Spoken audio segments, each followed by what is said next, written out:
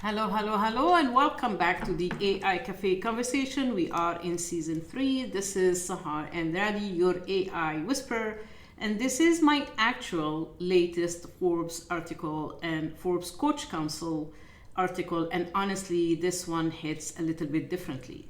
This is the year leaders performed leadership instead of actually leading. Yeah, so this wasn't your typical year in review piece. This was uncomfortable. 2025 ended in a very upside down note, if you want to call it, but it's uncomfortable in the best way, because here is what I'm really asking. What happens when AI exposes that the leadership persona you have been performing for a decade doesn't actually work anymore, right? And I'm not talking about just learning how to use ChatGPT or Claude or deploying AI tools or your agents or your workflows or your playbooks. I'm talking about something way deeper. The executives who succeeded in 2025 were not the ones who mastered AI. They were the ones who finally stopped pretending. They stopped pretending that they had all the answers. They stopped pretending the old playbook still worked. Stopped performing expertise when what their teams actually needed was honesty. And here is the AI connection nobody wants to talk about.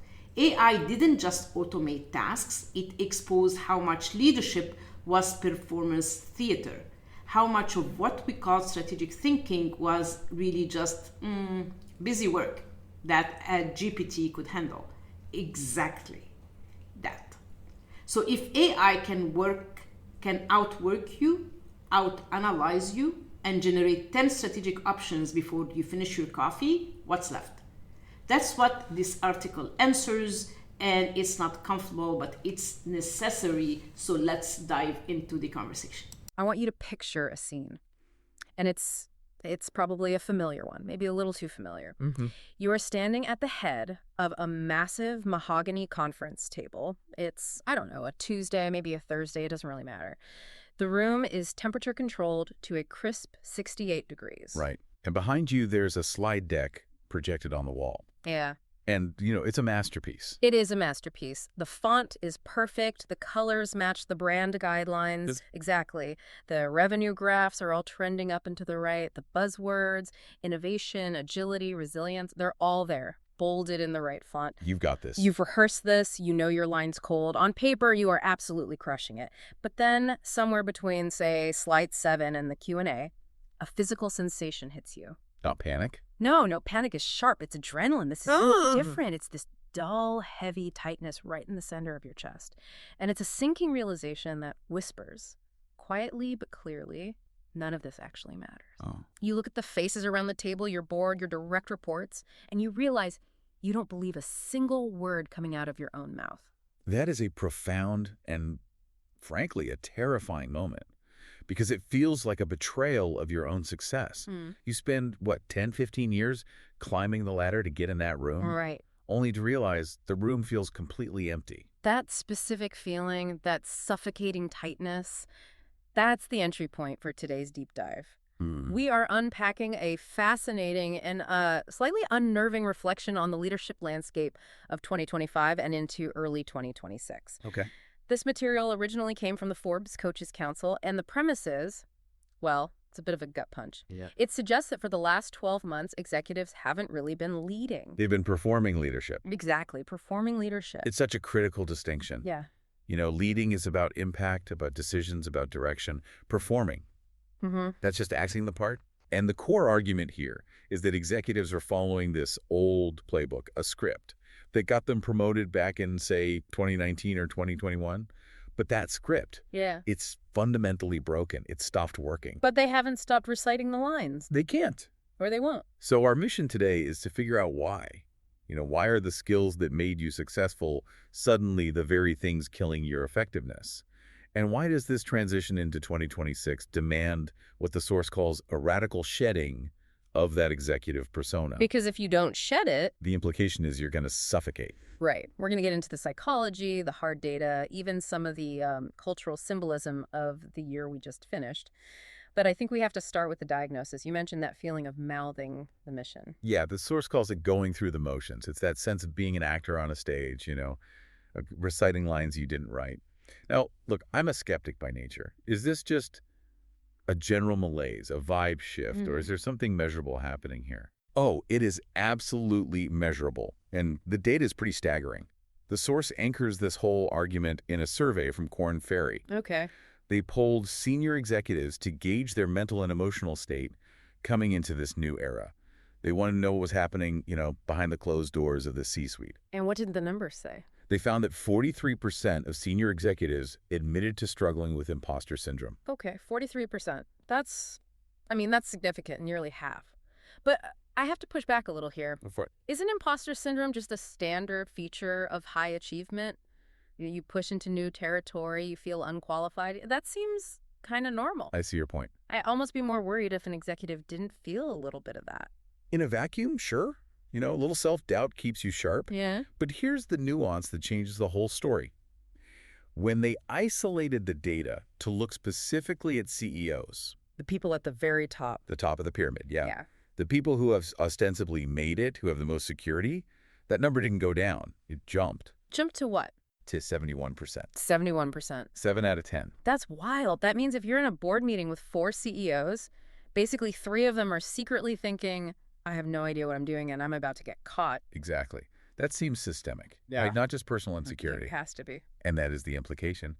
But the source makes this brilliant distinction here that I think reframes the whole conversation. Okay. Usually when we talk about imposter syndrome, we imply the person lacks confidence or skill. We think, oh, they just need a pep talk. But the author argues these leaders aren't actual imposters. They aren't unqualified. They're not incompetent. So if they have the skills, why do they feel like frauds?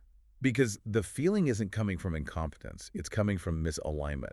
They feel like frauds because they are performing a version of leadership that doesn't fit the reality of the market or who they've become. They're clinging to a persona. A persona, exactly.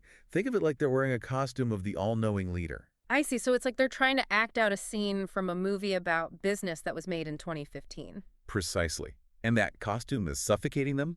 It's choking their growth because it's static, while the world around them is just so dynamic. The tightness in the chest isn't fear of failure. It's the friction of the costume. That's a really powerful way to reframe it. It's like buying a suit that's 3 sizes too small. You're not bad at wearing clothes. Right. The clothes just don't fit the body you have now. And you can only hold your breath to fit into it for so long. Eventually, you have to exhale. But I have to ask, people have been faking it till they make it for decades. That's like standard corporate advice. Act the part until you become the part. Why did the script break now? Why was 2025 the breaking point where the costume finally ripped? That is the million-dollar question. And the source points the finger squarely at one massive catalyst. And so what everyone is talking about, but the source discusses it in a way I found really refreshing. Let me guess. It's not about the technology itself. It's about what the technology revealed about us. We're talking about AI, aren't we? We are. But not in that AI is taking our jobs away. The argument is that AI forced a confrontation with our idea of busyness. Break that down for me, because most leaders I know are busier than ever. Their calendars are just a Tetris game from hell. They are, but think about what they're busy with. For decades, corporate leadership sort of justified its existence through volume. We outwork people. We crunch more data. We produce more analysis. Right, we're busy processing information. That was the value add. I am valuable because I can process this spreadsheet faster than you. The whole grind mindset. Productivity is a proxy for leadership. Correct. But in 2025, we hit a wall where it became undeniable. You cannot outwork ChatGPT. You just can't. You cannot out-analyze a neural network. Uh-huh. And the source has this biting line that really stuck with me. It says, you can't fake strategic thinking when a machine can generate 10 viable options before you've even finished your second coffee. That hits home. It used to be that if I came to a meeting with 3 well-researched scenarios, I was the smartest person in the room. Now, an intern with a good prompt can bring 20. With risk assessments attached. It's humbling. AI stripped away all the hiding places. Yeah. Leaders used to be able to hide behind productivity, increasing output, cutting costs, efficiency gains. But now a robust LLM manages that day-to-day grind better, faster, and cheaper. So the question becomes, If the machine does the smart work, what is left for the leader to do? It sounds like an existential crisis for the C-suite. The whole value proposition of the role itself is being questioned. It is. And the source argues this exposed that the things we previously dismissed as, soft skills, They're now the only hard advantages left. the soft stuff became the hard stuff. It became the only stuff. The only stuff that differentiates a human CEO from an algorithm. Hmm? We're talking about wisdom. And I don't mean knowledge AI has all the knowledge. I mean wisdom gained from living through actual market cycles. Feeling the pain of a loss, understanding the nuance of a negotiation. Exactly. Intuition built on decades of recognized patterns, not just processed data sets. There was one other capability the source mentioned that really stood out to me, mostly because it sounds so against how we usually run businesses. What was that? It was the ability to sit with someone's messiness. Which is incredibly hard for a traditional fix-it executive. It's excruciating. We are trained to solve. If you bring me a problem, I want to give you a solution and get you out of my office so I can answer emails. But an AI can solve. It can solve a logical problem instantly. What it cannot do is sit with a team member who is terrified of the future, who is paralyzed by ambiguity, and just be there. To hold space for the anxiety. Without trying to optimize it away immediately. That presence, that is a uniquely human capability. So in a way, AI forced us to stop doing the robot's job and finally start doing the human's job. And we realized we were incredibly rusty at being human. Rusty and terrified. Because being human is messy, it's vulnerable. You can't put empathy on a quarterly slide deck the way you can put 10% efficiency gain. You can't quantify, I made my team feel safe today on a P&L statement. Not at all. This brings us to the central metaphor the source uses for this whole transition, and it gets into some cultural symbolism that I found really fascinating, even if it feels a little esoteric for the boardroom. You're talking about the year of the snake. The year of the snake. Yeah, and I think even for the skeptics out there who don't follow astrology, the imagery here is just so useful as a framework. The source notes that 2025 in Chinese astrology was the year of the wood snake. And the themes are shedding and transformation. It's shedding its skin. It's a classic image of renewal. But it goes deeper. The source also overlays numerology. Right, noting that 2025 was a year 9. Okay, so for those of us who don't track the numerological cycles, what does a year 9 signify? It represents completion, the end of a cycle. It's the final step before you start all over again at 1. So you have these two completely different traditions pointing at the exact same message for the same period of time. It is time to let the dead thing die. But here's the problem with that. Corporate America, we don't really do death. We don't do endings well at all. We certainly do not. We are allergic to endings. We don't say a project failed. We say we're pivoting. We don't say a strategy is dead. We say we're iterating. We rebrand. We launch a 2.0 version. We just refuse to write the obituary and move on. It's like putting makeup on a corpse. A bit grim, but yeah, accurate. The source argues that leaders tried to handle this end-of-cycle energy by just adding more. They confused accumulation with evolution. So they thought, if I just get another certification or build another dashboard or adopt one more framework, I'll be safe. But that's just putting more layers on top of the skin that needs to be shed. Yeah. It just creates more constriction. And this is where that snake analogy becomes so powerful for, organizational behavior. It really is. The source writes, when a snake's skin gets tight, it doesn't form a task force to study skin retention strategies. It doesn't workshop the decision. I love that image. A boardroom of snakes debating whether shedding is a Q3 or Q4 priority. And if they need a consultant to manage the shedding process, it's absurd. Yeah. But that is exactly what we do. Yeah. The snake doesn't debate. It sheds or it dies. It's a biological imperative. If it keeps that old skin, it literally suffocates and restricts its own growth until it perishes. And the argument here is that executives are doing exactly that. We're holding on to the skin of the command and control style, the I have all the answers style, and it's suffocating us. And it is, and the disruption we're all feeling. The source says that isn't the problem. The disruption is just reality telling you that you can't ignore the tightness anymore. So that tightness in your chest we talked about at the beginning. That's your nervous system begging you to shed. Okay, so let's move from diagnosis to prescription. If we accept that the old way was be the smartest person in the room, never show weakness, have a plan for everything. All of that. What's the new way? If we strip all that away, what actually works in 2026? The source boils it down to one word. And it's a word that gets thrown around a lot in corporate value statements, but we need to define it very carefully here. Okay. Trust. Trust. But not Trust me, I'm the boss. Trust. Trust is the new currency. I mean, think about the environment we are in, deepfakes, misinformation, AI hallucinations. We don't know what's real anymore. So trust doesn't come from looking perfect? No. And this is the paradox. Trust doesn't come from looking invulnerable. It comes from being, as the source puts it, relentlessly human. The source gives some incredible real-world examples of this, and honestly, they sounded incredibly risky to me. These are moves that 10 years ago would have gotten you fired. They are risky. That's why they work. High risk, high trust.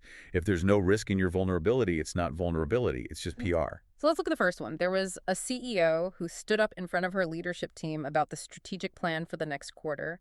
And instead of giving some rah-rah speech, she said, quote, "I honestly don't know how to navigate this next quarter. Let's figure it out together." Now, the old playbook says that is suicide. The old playbook says the CEO provides the vision, the team executes. If the CEO doesn't know, why is she the CEO? That's what I would have thought. Why is she getting the big check? But what happened? Her engagement scores went up 40%? 40%? Why? Logically, shouldn't the team have panicked? Because she treated them like adults. She invited them into the problem-solving process instead of pretending she had a crystal ball. I see. In an unpredictable market, pretending you know the future is a lie and everyone knows it's a lie. Wow. By admitting she didn't know, she became the most honest person in the room.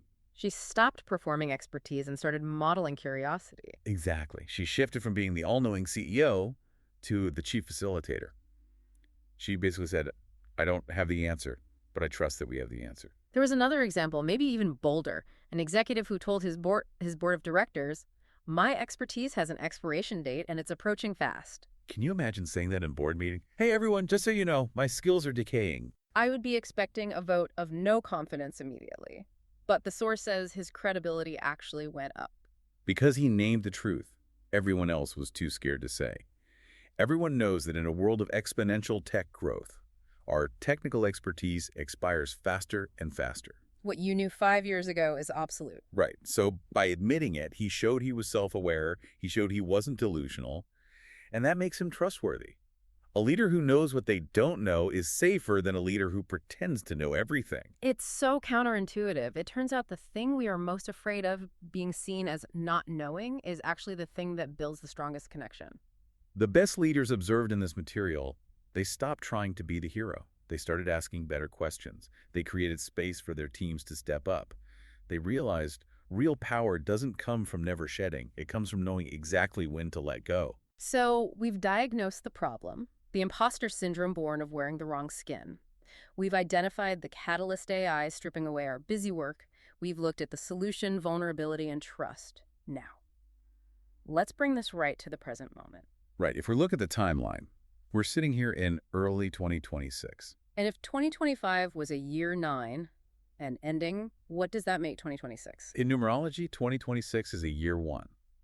It represents fresh starts, new seeds, the beginning of a whole new 9-year cycle. Which sounds optimistic. Clean slate, fresh start. It sounds great, but there's a warning here, a very specific agricultural warning. The source is clear.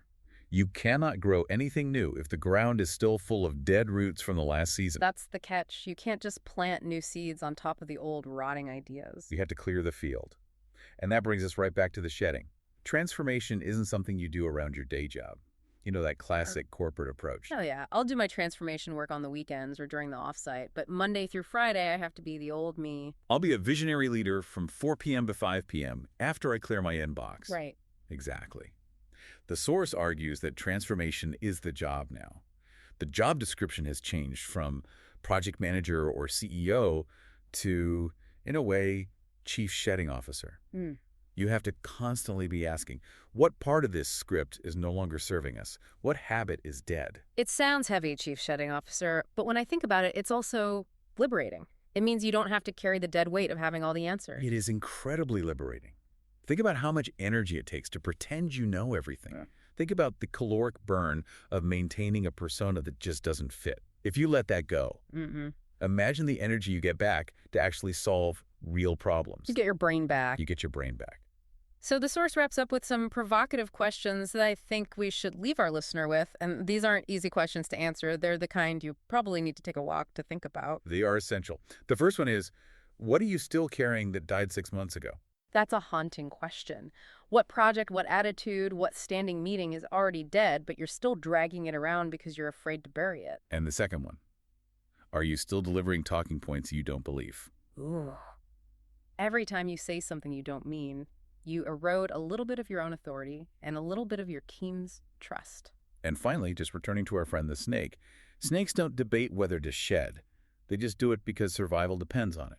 So the question for you is, what would become possible for you if you finally let go of the script that no longer works? It's not about losing something. It's about making room for what's next. Precisely. We're in year one. The potential for growth is massive. Yeah. But only if you're willing to leave that old skin behind. So next time you're in that boardroom under those bright lights and you feel that tightness in your chest, don't ignore it. Don't push it down. Treat it as a signal. It might just be time to shed. And honestly, Yeah. it's probably overdue. That is all for this deep dive. We hope this helps you navigate the year of the snake and year one with a little more courage and a little less performance. Thanks for listening. Take care.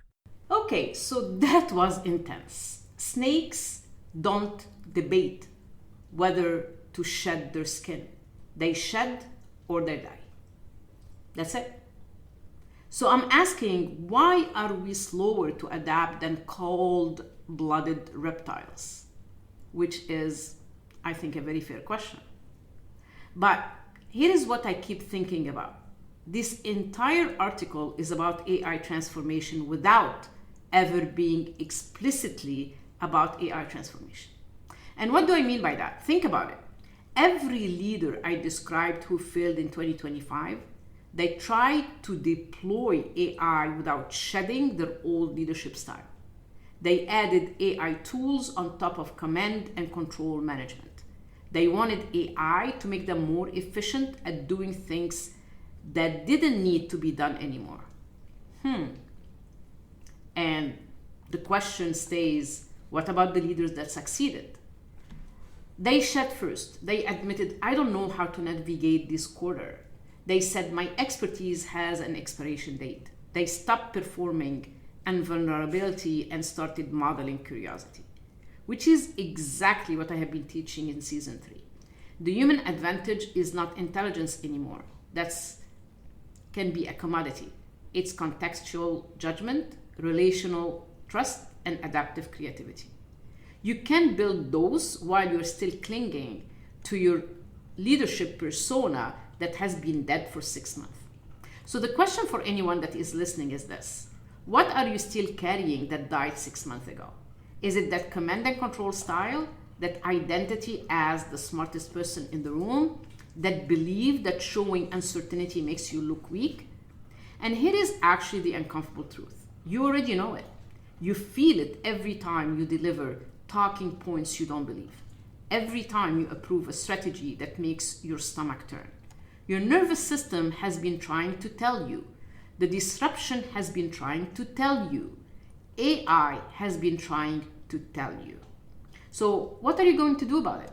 If you're ready to stop performing leadership and start actually leading, if you're ready to shed what's dead so something new can grow, here is where you start. You can take the Shadow AI assessment that is free with the link down below. It takes 5 minutes. It will show you what AI is about to expose in your organization, and more importantly, what leadership style is required to navigate. Book a free strategy call if you want. I have the link down below, because this is not about learning how to use AI tools. This is about rebuilding your leadership for a world where intelligence is commoditized and the only advantage left is being relentlessly human. So we're diving next week in the top 1% of AI organization and patterns no one talks about behind closed door, unfiltered. I'm your host, Sahar Andradi, your AI Whisperer. This has been the AI Conversation. Thanks for listening. Show me some love, like, subscribe, share this podcast. If you want to delve deeper into this, I actually have a free guide for your leadership style and how in 7 days you can take yourself from one habit to the other. I'll be happy to send it to you. Send me an email at sahar@saharconsulting.com. My LinkedIn is Sahar Andrade, and my Instagram is Sahar at the Reinvent Coach. Till then, until we meet next week, this was the Forbes article, 15 minutes or less. Actually, this time is longer because it's a full conversation. Till we meet next week, peace out. 1